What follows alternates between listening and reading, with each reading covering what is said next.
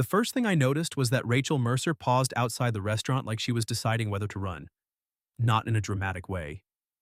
No hand pressed to her forehead, no movie scene panic.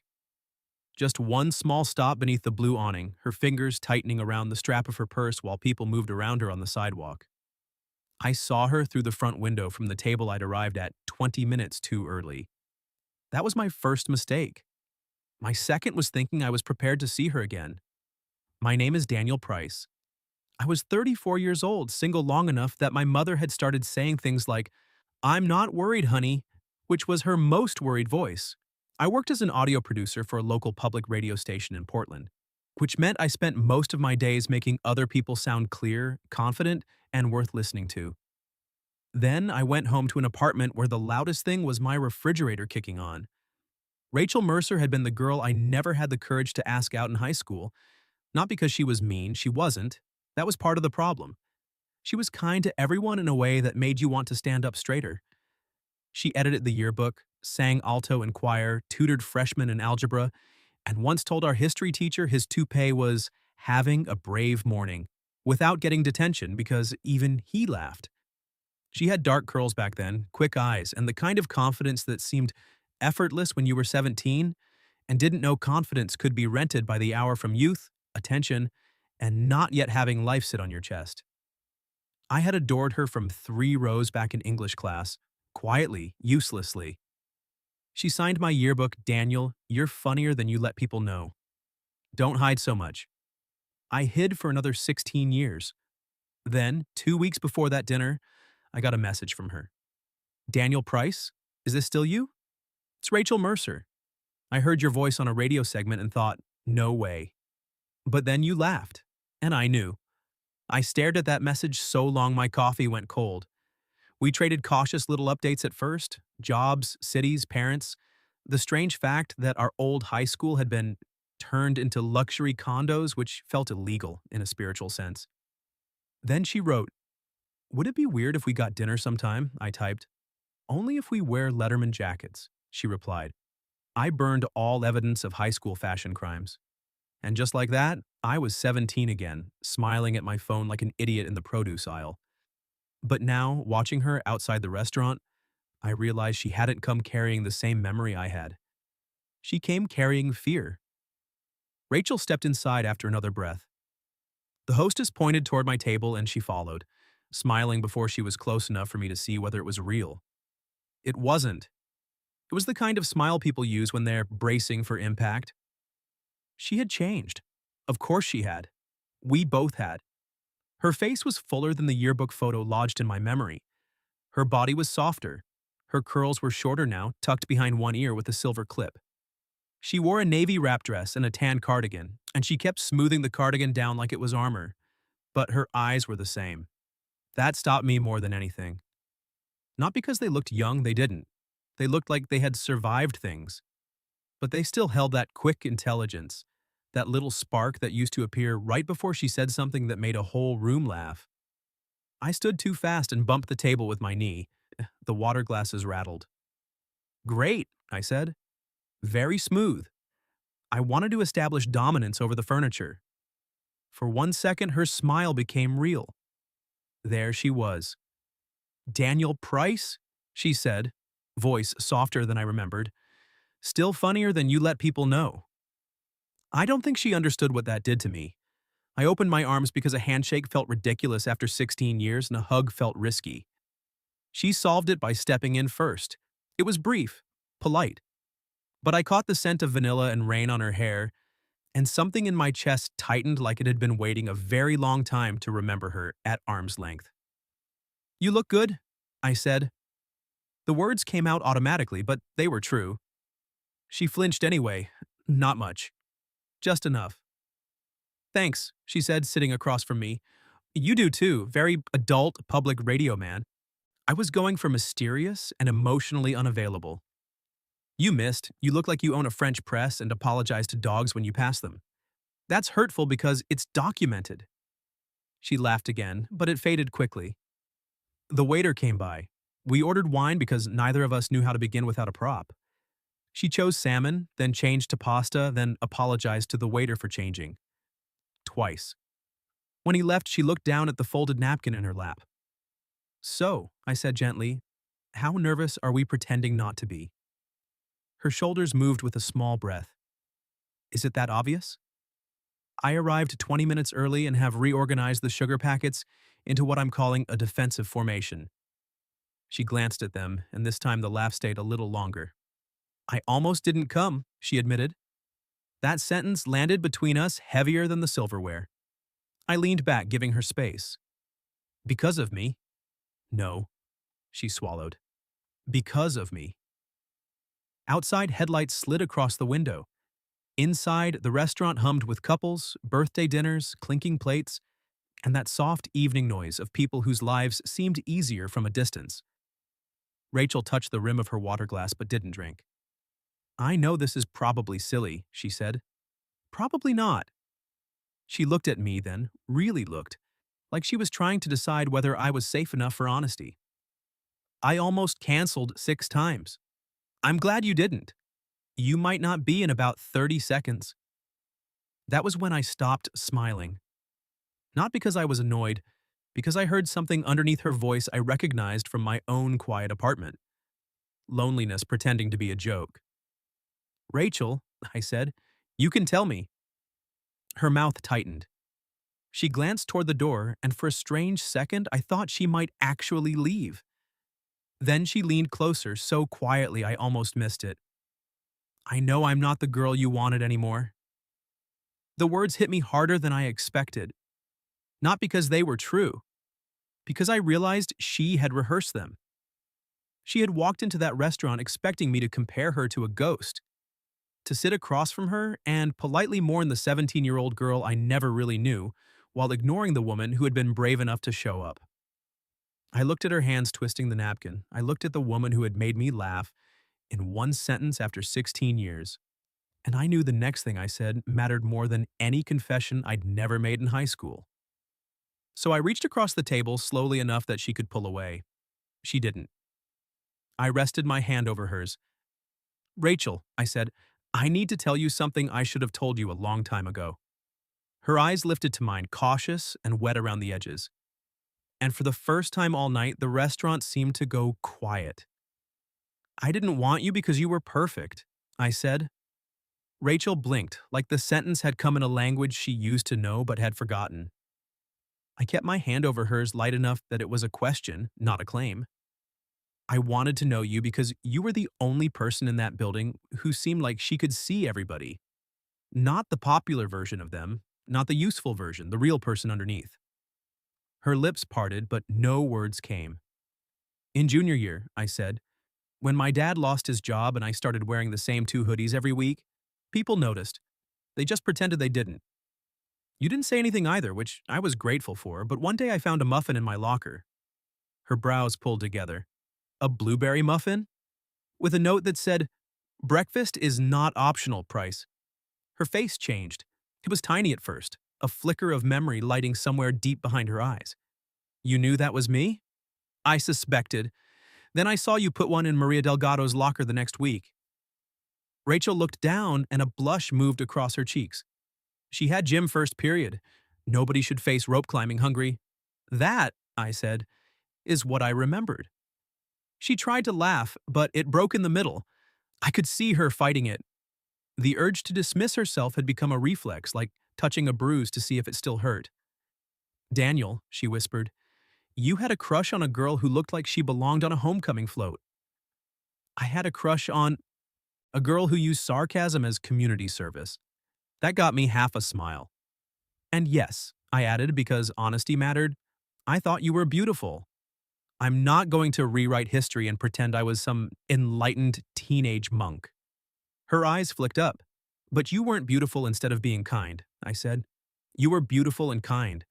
Funny and smart.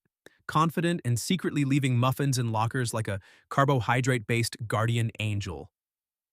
A real laugh escaped her, sudden and startled. The waiter appeared at the worst possible moment with our wine. We both pulled back, but something between us had already shifted.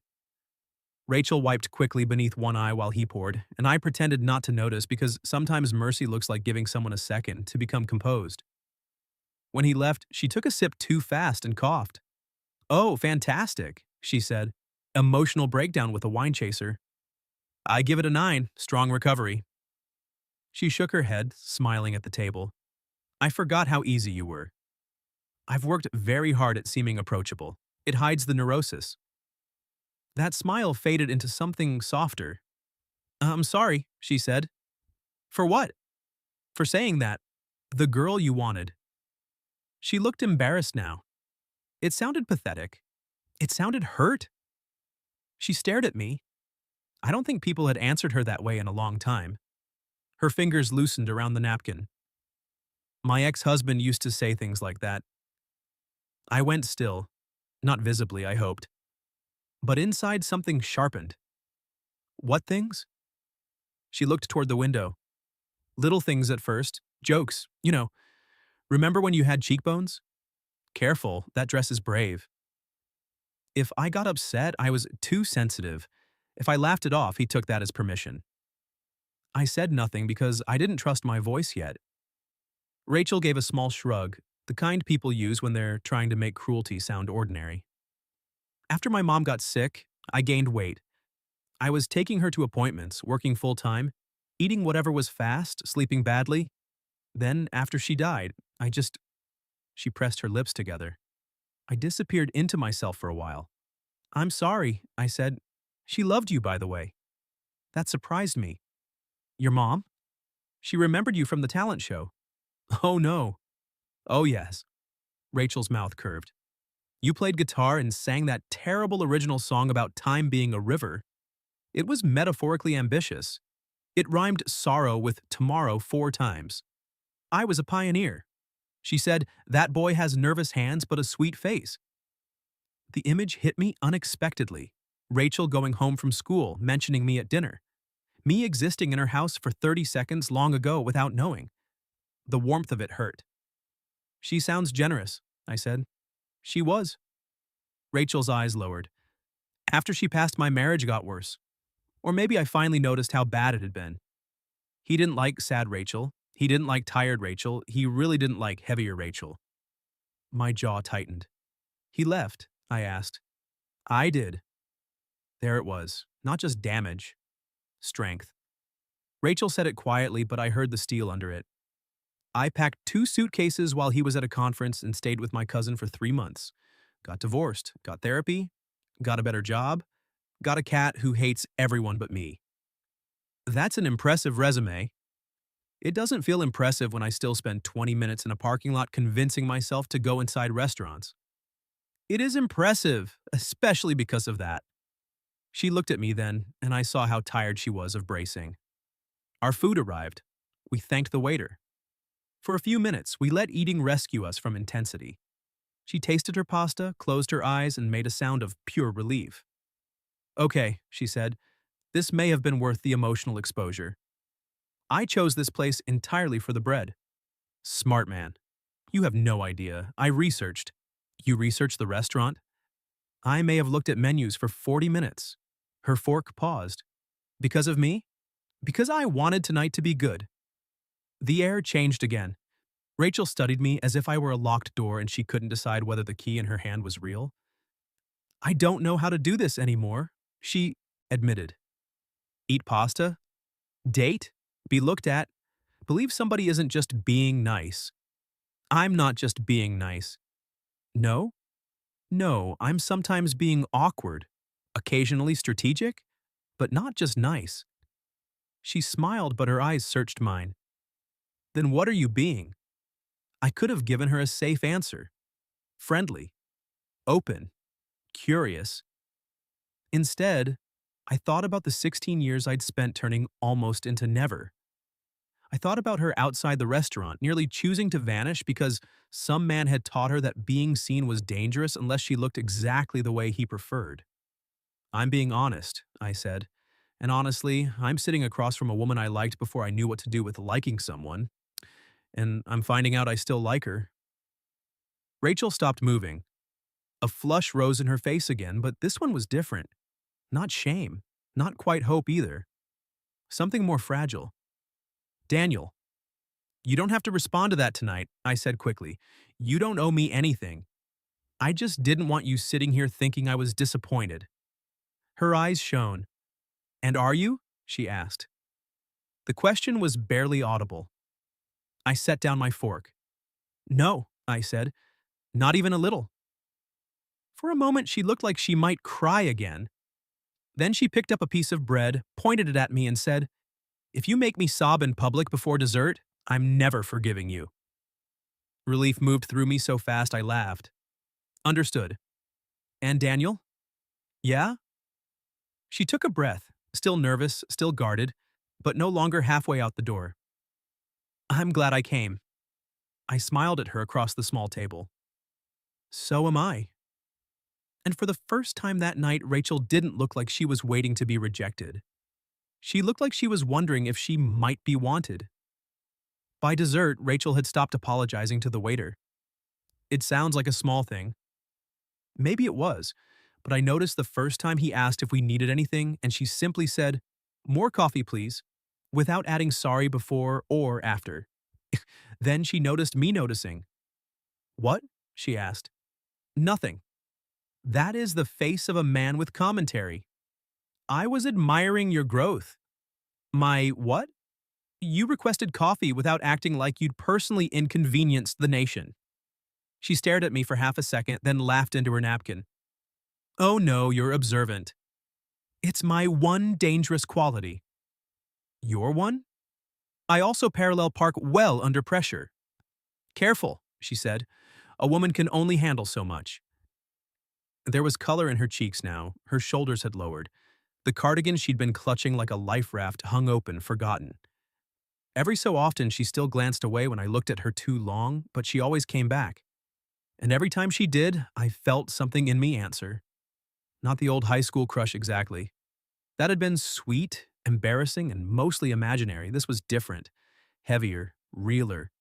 It had room for loss and divorce papers and lonely apartments.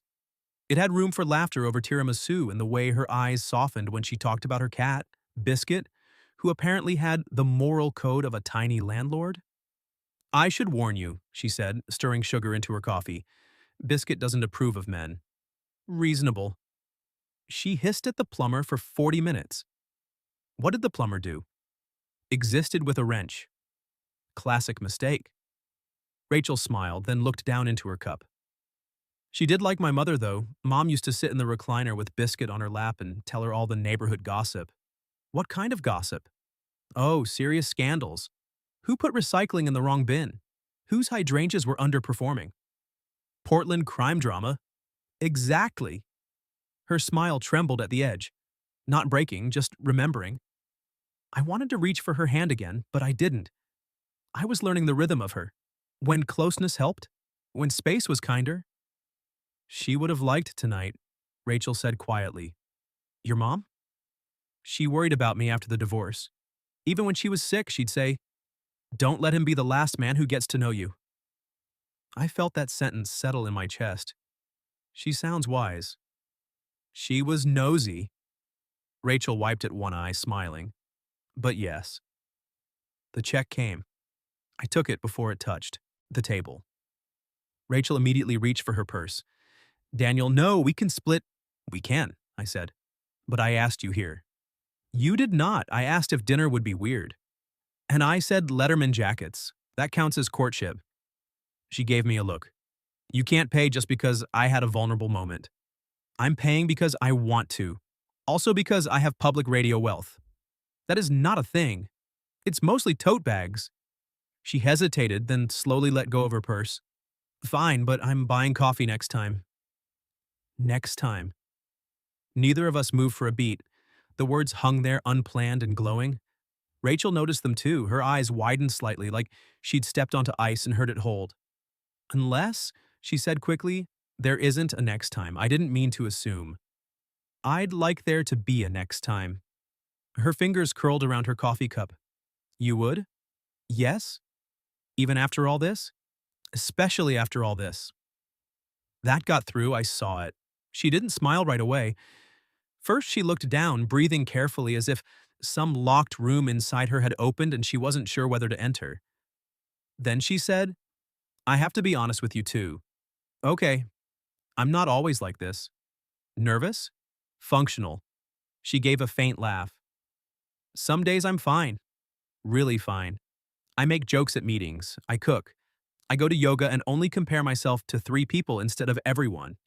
Then other days I hear my ex's voice in my head when I'm getting dressed, and I change clothes 5 times and still cancel plans. I nodded. I don't need you to fix that, she said. I wasn't going to try. Men say that. I know. Her eyes sharpened, protective again. Do you? My last relationship ended because I thought being useful was the same as being intimate. Every problem became a project. Every silence became something I had to fill. Eventually, she told me she didn't want a repairman. She wanted a partner. Rachel's expression softened. That must have hurt. It did, mostly because she was right. Outside the restaurant, rain had started, soft and silver on the glass. I'm better now, I said. Not perfect, but better at asking before grabbing tools. Good, she studied me. Because I don't want to be someone's rescue story. You're not? What am I then? I thought about it. A boy would have said dream girl. A lonely man might have said second chance, but the woman across from me deserved more care than that. You're Rachel, I said, and I'd like to get to know who that is now. Her mouth curved slowly.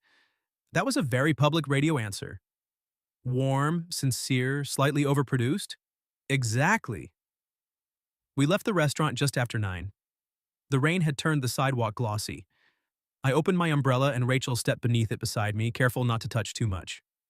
For half a block we walked that way, close but polite, while cars hissed by. Her car was parked around the corner. When we reached it, neither of us immediately said goodnight. She stood under the umbrella's edge, rain freckling the shoulders of her cardigan. The nervousness had returned a little, but not like before. This time, it wasn't fear of rejection. It was the fear that comes when something good might actually begin. I had a really nice time, she said. Me too. And I'm sorry I started the night with emotional sabotage. I've heard worse opening lines. Have you? No. She laughed, then looked at me with a tenderness so sudden it almost undid me. I meant what I said, she told me, about coffee. So did I. Saturday? Saturday. She opened her car door, then paused. For a second, I thought she was going to hug me. I hoped she would. I also hoped she wouldn't feel obligated. Instead, she stepped forward and pressed her cheek to mine. Not quite a kiss. Not just goodbye. Her skin was cool from the rain. Her hand touched my arm, barely there. Thank you for seeing me, she whispered. Before I could answer, she slipped into her car. I stood on the curb with the umbrella dripping over my shoulder as her taillights disappeared into traffic.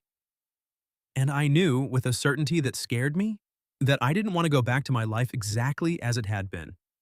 But the next morning, Rachel didn't. Text. Not by noon, not by evening. And by Sunday, the silence had started to sound like all the things she was afraid to believe. By Monday morning, I had written 11 texts to Rachel and sent none of them. That was growth, according to my therapist. Or cowardice, according to the part of me that still owned 17-year-old Daniel's emotional operating system. The first draft said, hey, just checking in, too bland. The second said, I hope I didn't do anything wrong, too needy. The seventh was 4 paragraphs long and included the phrase, emotional weather, which made me put my phone face down and walk away from myself. At work, I tried to edit an interview with a city planner discussing bike lanes, but every pause in the audio sounded like Rachel not answering. Every waveform looked like a question I didn't know how to ask. At lunch, my coworker Priya leaned over the divider between our desks and said, You're breathing like a haunted accordion. I had a date. I know, you told the printer on Friday. I did not. You said, wish me luck, while collecting copies. The printer and I have a professional rapport. Priya rolled her chair fully into my space. Did it go badly? No, it went... I searched for the word. Honestly, it went beautifully. And now? And now she's disappeared. Priya's face softened. How long? Since Saturday morning. That is not a disappearance. That is a weekend. She suggested coffee Saturday, then no follow-up. Did you follow up? I'm crafting something respectful. You're spiraling. I'm considering variables. You're spiraling with vocabulary. I sighed and leaned back. She's been through a lot. Then don't make her responsible for your panic, Priya said, not unkindly. Send one clear message, no fishing, no guilt, leave the door open. It was annoyingly good advice. So at 1:14 p.m. I typed, Hey Rachel, I really enjoyed Friday. No pressure at all, but I'd still like that coffee if you're up for it. If you need space, that's okay too. Just wanted you to know I'm here. I read it 6 times, removed one, really, then sent it before I could turn it into a documentary. She replied at 1:17. I'm sorry, 2 words. My stomach dropped. Another bubble appeared, vanished, appeared again. Then, I panicked. Not because of you, because it was good, which sounds insane. I exhaled so hard Priya looked over. I wrote back, It doesn't sound insane, it sounds human. This time her response took longer. I kept thinking you were going to wake up Saturday and remember what I look like. The sentence made me close my eyes. There are certain kinds of cruelty that keep working long after the cruel person leaves the room. Rachel's ex-husband wasn't in my office. He wasn't holding her phone. But there he was, still whispering. I typed carefully. I remembered exactly what you look like. I also remembered how you laugh when you're surprised, how you talk about your cat like she pays rent, and how you ordered pasta like it was a moral victory. A minute passed. Then, I don't know how to believe you.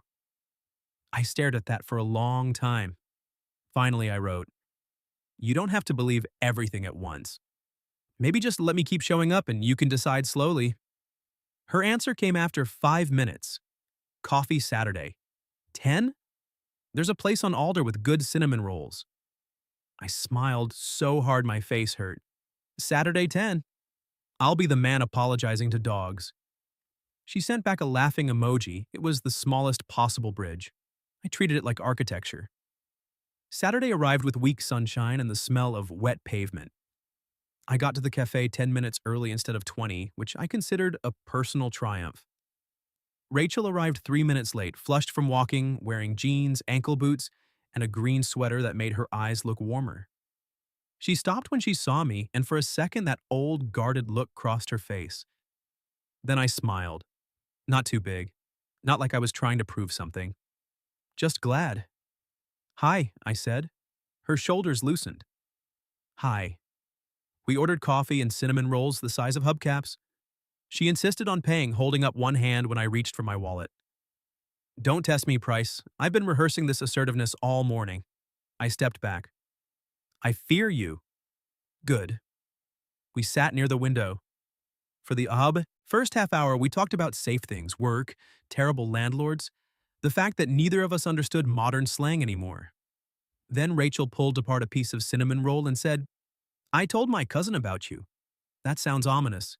She asked if you had red flags. And? I said you work in radio, so probably you own too many tote bags. Accurate. She also asked if I showed you my old photos.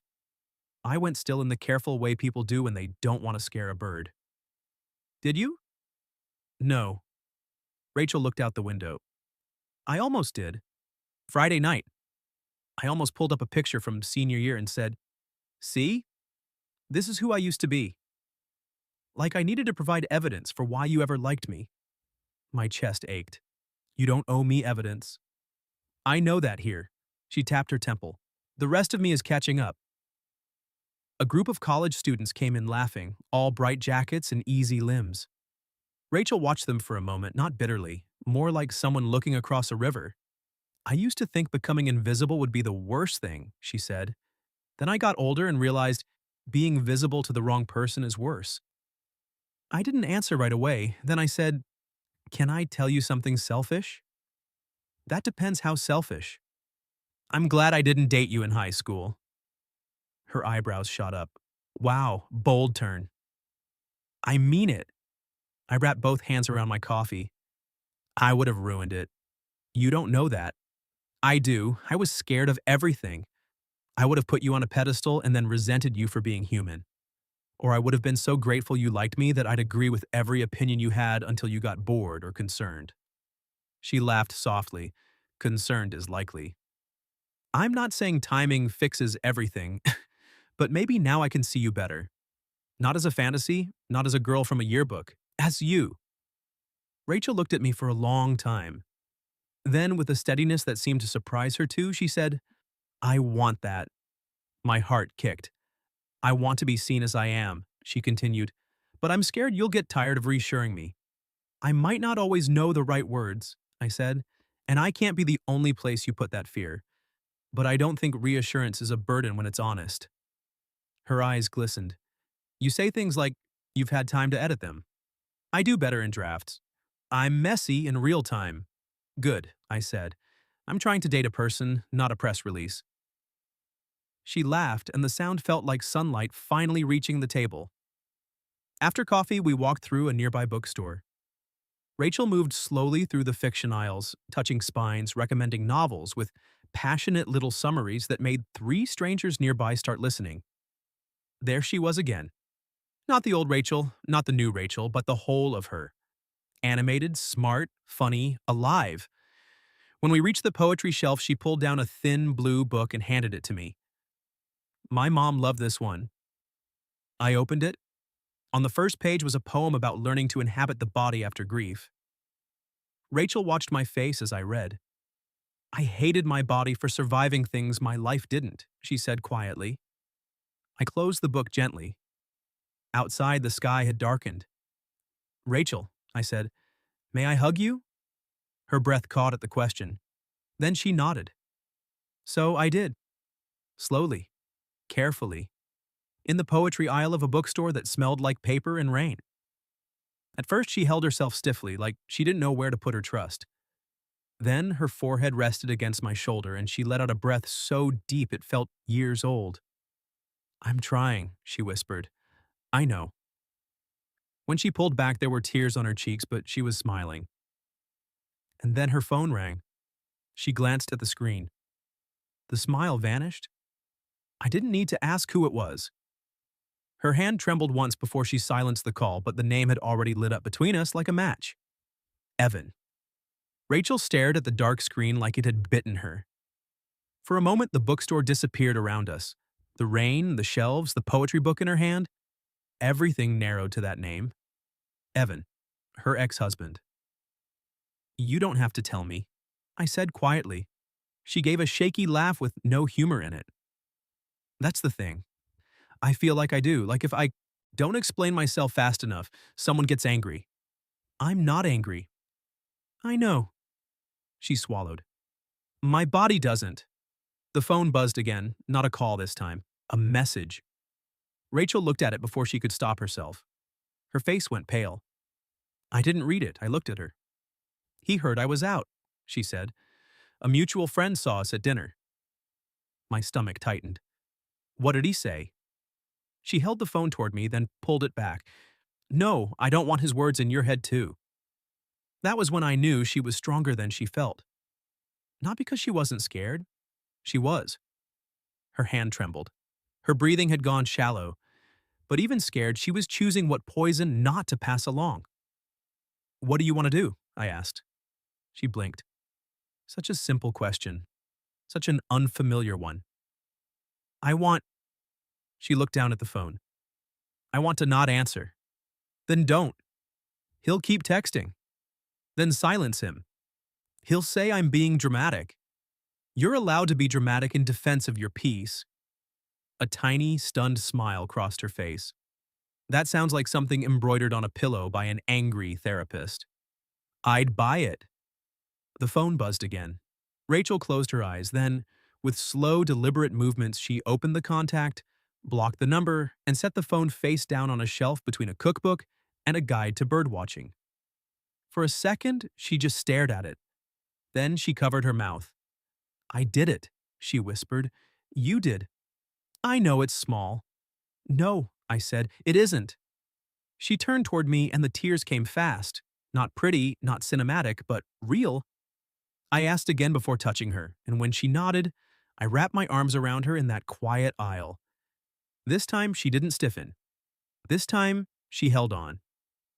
I'm so tired of being afraid of what someone thinks when they look at me, she said into my shoulder. I rested my cheek lightly against her hair, then borrowed my eyes for a while. She pulled back enough to look at me. What do they see? I could have said beautiful. I did think she was beautiful. But she'd heard that word used as a measurement, a grade, a thing that could be lost. So I told her the truth.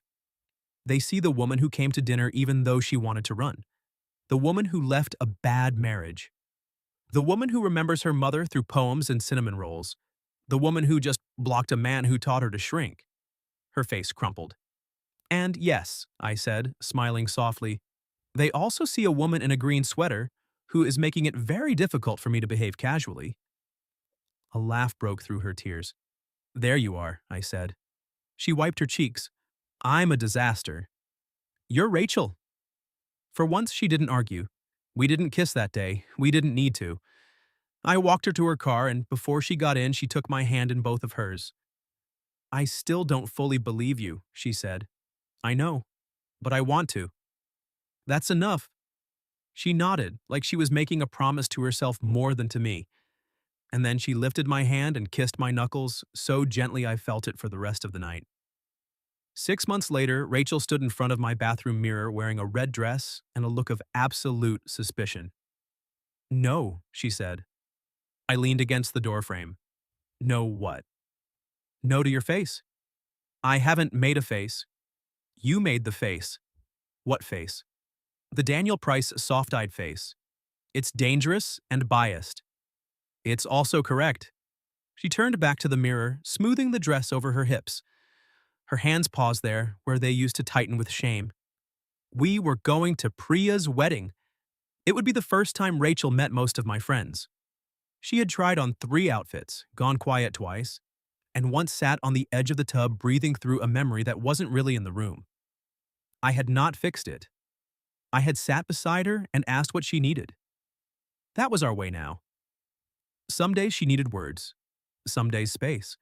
Some days she needed to make fun of Biscuit, who had accepted me with the enthusiasm of a judge granting parole, and some days she needed me to say nothing while she remembered she was allowed to take up space. Rachel looked at herself again. I'm scared, she admitted. I stepped closer, stopping behind her but not touching yet. Of them? Of me. Of hearing his voice and believing it. I met her eyes in the mirror, then listened to mine until yours gets louder.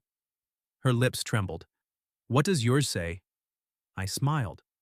That I am absurdly lucky, that you look like yourself, that yourself is my favorite thing you've ever worn. She turned then, slow and teary-eyed and smiling despite herself. You really never wanted the old girl back, did you? No, I said. I wanted the chance to know the woman she became. This time, Rachel kissed me. Not like a question, not like an apology, like an answer she was finally willing to trust. A year after that first dinner, we went back to the same restaurant. Same blue awning, same rain shining on the windows, same table by the glass because I requested it like a sentimental fool. Rachel arrived late on purpose, she claimed, so I wouldn't have time to build sugar packet fortifications. She wore a silver clip in her curls and a navy dress that looked nothing like armor now. Halfway through dinner, she reached across the table and put her hand over mine. Do you remember what I said that first night? She asked. I did, every word. I know I'm not the girl you wanted anymore. I remember, I said. She looked down at our hands, her thumb moving over my knuckles. I was right, she said softly. I'm not her anymore. Then she lifted her eyes to mine. But I think maybe that's not a tragedy. My chest tightened. No, I said. It's not. Outside, the rain fell gently over the city. Inside, Rachel laughed at something I said, full and unguarded, her head tipped back, her hand still holding mine across the table. And in that moment, I didn't see a ghost from high school. I saw the woman I loved, alive in the present, no longer asking whether she was still enough. If you've ever felt like you weren't the person someone could want anymore, I hope you'll stay with me and tell me in the comments because Rachel was wrong about herself. And maybe you are too. What would you have done if something like my high school crush Whispered, I know I'm not the girl you wanted anymore. Then I proved her wrong happened to you? And have you ever mistaken kindness for something your heart was too afraid to name? Tell me your story in the comments. If you like this one, leave a like, subscribe, and I'll see you in the next video.